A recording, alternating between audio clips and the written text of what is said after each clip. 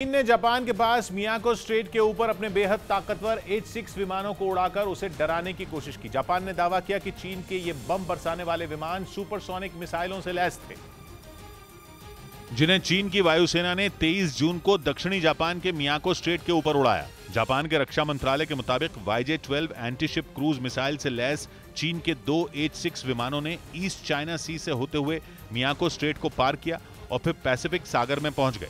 इसके बाद चीन के बम बरसाने वाले विमान उसी रास्ते से लौट भी गए। जापान ने इसे चीन की उकसाने वाली कार्रवाई करार देते हुए दावा किया कि उसकी सीमा के पास घातक मिसाइलों से लैस विमान उड़ाकर चीन ने तनाव को और बढ़ाने का काम किया, क्योंकि ईस्ट चाइना सी के कई द्वीपों को लेकर दोनों के बीच लंबे समय से झगड़ा चल रहा है। जापान ने पहले भी कई बार यह आरोप लगाया है कि चीन के जहाज उसकी समुद्री सीमा में घुसपैठ करते रहे हैं।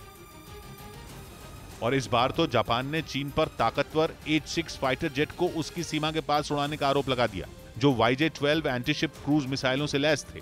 दावा किया गया कि चीन के इन लड़ाकू विमानों ने ईस्ट चाइना सी में मौजूद आधुनिक एयरक्राफ्ट कैरियर से उड़ान भरी, यानी चीन ने एक साथ जापान को अपनी नौसेना और वायुसेना की ताकत दिखाने की कोशिश की।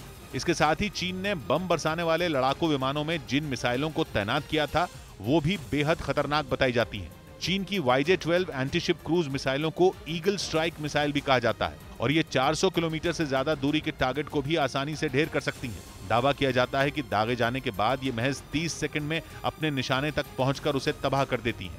और इसी वजह से जापान चीन की इस हरकत को एक बड़े खतरे के तौर पर देख रहा है। जापान कई बार इस बात की आशंका जता चुका है कि जिस तरह से रूस ने यूक्रेन पर हमला किया, उसी तरह किसी और देश पर भी हमला हो सकता है।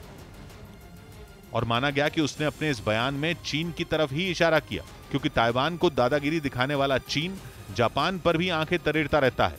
इसी वजह से जापान ने अपनी सैनिक क्षमता बढ़ाने के लिए अपनी कोशिशें तेज कर दी, जिसके लिए उसने अपना रक्षा बजट बढ़ाने का ऐलान किया था। जापान के प्रधानमंत्री फुमियो किशिदा ने तो G7 की बैठक में भी इस बात का जिक्र किया कि वो आने वाले 5 साल में अपने देश की सैन्य ताकत और बढ़ाने जा रहे हैं। उन्होंने G7 की बैठक में चीन की उन घुसपैठों के बारे में भी बताया जो वो लगातार जापान की समुद्री सीमा के भीतर कर रहा है।